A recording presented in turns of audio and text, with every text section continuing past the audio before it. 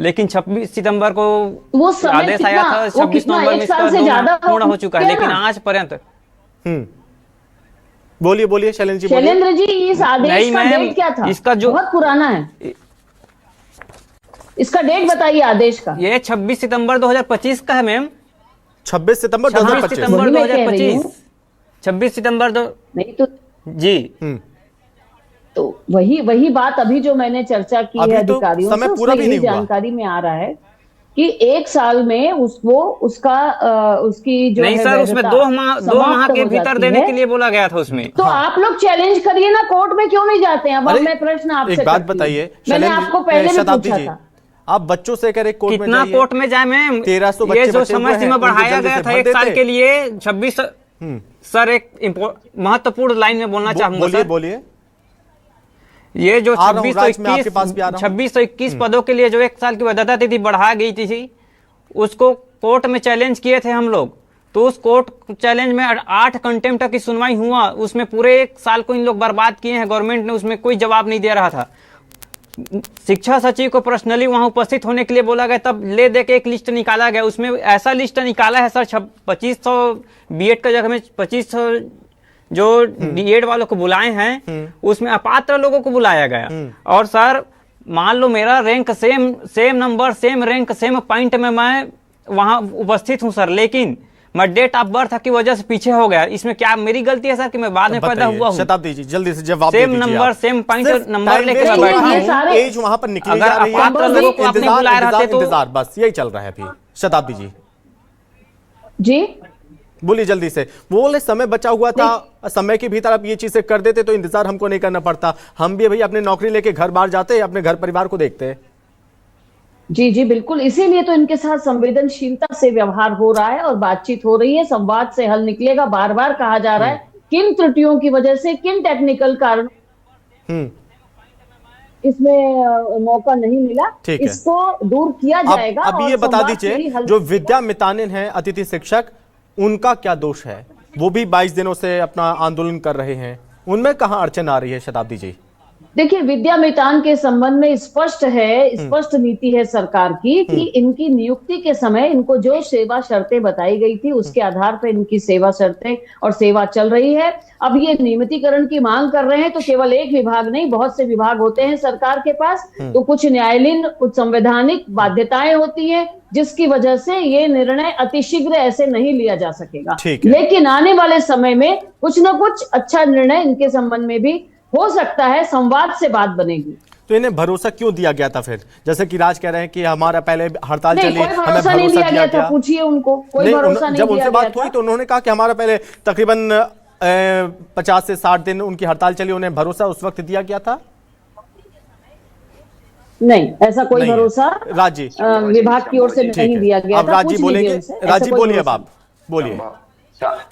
हाँ, शताब्दी मैडम और वंदना मैडम दोनों को शुक्रिया, आप लोग ने बात रखा। एक बात है संभव जी, मैं ये हमेशा कहूंगा कि जब सरकारें होती है और सत्ता चलता है तो विपक्ष को हमेशा हमारे लिए पूर्ण योग्यता दिखता है। 1 मिनट मैडम, मैं बात कर लेता हूँ कि हमारा पूरा क्वालिफिकेशन दिखता है। हमारे पास है मोदी जी की गारंटी, उनमें लिखा गया है कि नियमितीकरण होगा।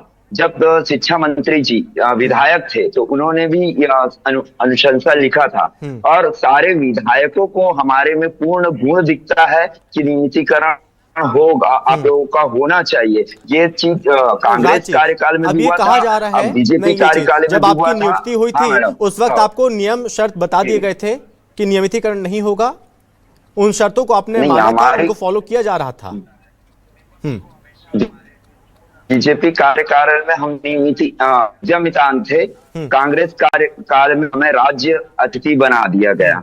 हाँ, और उसके बाद अभी पुनः बीजेपी सरकार चल रही है ना, मतलब उन्होंने बनाया और वे कहते हैं हम ही सवारेंगे। तो हम ये नहीं कहते कि हमें नियमितीकरण ही कर दे, हम नीचे पायदान में भी जाते हैं। जब 11 साल हो गया है हम पढ़ा रहे हैं, तो इनका कर्तव्य बनता है शिक्षा विभाग, क्योंकि हम सबसे मिलते हैं, सारे मंत्री से, विधायकों से अनुशंसा पत्र लिखाते हैं, मतलब वे खुद स्वयं लिखते हैं और हमारे गुणों को देखकर ये कहते हैं कि आपका नियमितीकरण होना चाहिए। जब विधायक रहते हैं, सचिवों से हम मिलते हैं, हमारे नियम कानून हमारे लिए नोट शीट बनते हैं, हमारे लिए सारे प्रपत्र बनते हैं, उसके बाद मंत्रालय में जाके वो कहीं खो जाते हैं। हाँ, और वो उसके ऊपर क्रियान्वयन नहीं होता सर। सबसे प्रमुख माफ कीजिएगा, मैं आपके पास देरी से आ रहा हूँ, माफ कीजिएगा, आप जल्दी से आप बोलिए। आप संभव जी कि भारतीय जनता पार्टी के प्रवक्ता से इन लोग चाह रहे थे कि यहाँ से उन लोगों का जो चर्चा हो रहा है उसका समाधान मिले। हाँ। लेकिन यहाँ पर भी इन लोगों को निराश होना पड़ा। जिस हिसाब से भारतीय जनता पार्टी के सरकार के रवैये से वहां पर निराश हुए, वैसे यहाँ पर भी निराश होना पड़ा। हमारे भाइयों को बीएड अभ्यर्थियों को बोलते हैं कि आप लोग कोर्ट चले जाइए। अरे कैसी सरकार है जो बच्चे लोग आज आर्थिक स्थिति के कारण इतने आज परेशान है, आज फिर उस बच्चों को बोलते हो आप कोर्ट चले जाइए। जब आपके पास समय था तो आप उस समय में इस समस्या का निराकरण क्यों नहीं किए? ये आपकी सरकार की गलती के कारण हमारे बच्चे क्यों भुगते? तो आप इस मुद्दा क्यों नहीं बना रहे हैं? कांग्रेस समर्थन क्यों नहीं दे रही है? हम लगातार संभव जी हर समय हम बच्चों के साथ खड़े हैं, हम आवाज उठा रहे हैं, लेकिन भारतीय जनता पार्टी की जो सरकार है उनकी संवेदनाएं मर चुकी है। वो मतलब देखेंगे कि आप यदि उठाएंगे बच्चों के प्रति तो आपको देशद्रोही कहा जाता है। आप यदि जनता के हित के मुद्दे को उठाएंगे, विपक्ष का काम है जो पीड़ित है, जो जनता है, उनके मुद्दों को उठाया जाए, या तो सड़क में या फिर सदन में। तो क्या इनके मुद्दों को सदन में आवाज उठाई जाएगी? इनके मुद्दों को सदन में जगह मिलेगी? इन मुद्दों को उठाया जाएगा वहां पे? संभव जी, बिल्कुल संभव जी। हम पहले भी आप पूछ लीजिए कि हमारे जितने बड़े नेता हैं जा करके मिले हैं और हम इनकी आवाज को सदन से लेकर के सड़क तक की लड़ाई लड़े और इनकी जब तक इनकी आवाजों को बुलंद करने का काम करेंगे, इनकी मांग को क्लोजिंग की तरफ बढ़ रहे हैं। Shailendra ji 10 second, okay 10 second Shailendra ji आपके पास क्लोजिंग कमेंट। आगे आप क्या रास्ता अपनाएंगे? 10 सेकंड शैलेंद्र जी। देखिए सर, हम लोग तो सभी प्रकार के यहाँ धरना प्रदर्शन में सभी प्रकार का एक्टिविटीज तो कर लिए हैं। यहाँ तक कि हम लोग सर युवा दिवस के दिन सर 12 जनवरी को हम लोग तेली बांध था मेन रोड में सर हम लोग कटोरा लेके भीख मांगे हैं सर युवा दिवस के दिन।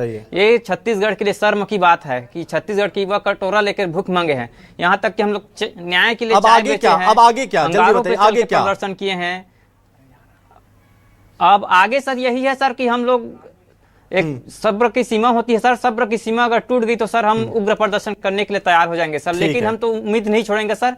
हम इसलिए सरकार से हाथ जोड़ के विनती कर रहे हैं कि हमारी जो भी मांग है उसको जल्द से जल्द पूरा करें, हमें मुक्ति प्रदान करें। आगे का रास्ता क्या? 22 दिन आपको हो चुके हैं, आगे आपने क्या सोचा है? किस तरह से अपनी मांगों को मनवाना है? क्या सोचा आपने?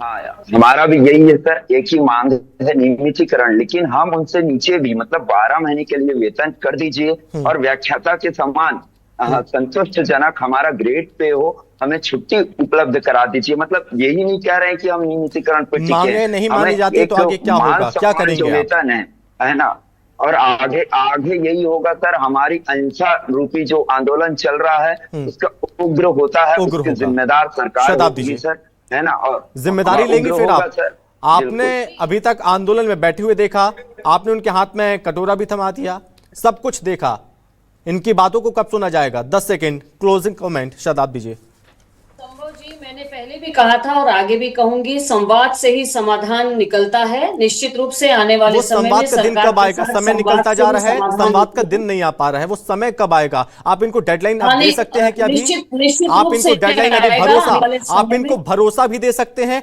ये डेडलाइन है, इस तारीख तक आपकी बातों पर गौर किया जाएगा, विचार किया जाएगा, आपको सारी संवेदना, सारी आपको आश्वासन मिल जाएगा? कोई डेडलाइन? निकट भविष्य में दोनों ही प्रतिनिधिमंडल सरकार से संवाद स्थापित करें, उनको समाधान मिलेगा। कांग्रेस को राजनीति करने की जरूरत नहीं है। यदि इतना ही था तो अपने कार्यकाल में इनका वंदना जी आप राजनीति नहीं करेंगे? वंदना जी संवाद का जो मुहूर्त है वो कब निकालेंगे? कहीं आने वाले चुनाव 2028 में तो उसका मुहूर्त नहीं है, क्योंकि भारतीय जनता पार्टी झूठा वादा करके सत्ता हासिल करती है। Thank you. समय की यहीं पर बाध्यता। बहुत धन्यवाद राज जी आपका और शैलेंद्र जी आपका हमसे बातचीत करने के लिए, अपनी मांग रखने के लिए, अपनी बात रखने के लिए थैंक यू। और शताब्दी जी आपको भी बहुत धन्यवाद। राज जी धन्यवाद आपका इस चर्चा में शामिल होने के लिए। फिलहाल इस चर्चा में बस इतना ही। नमस्कार।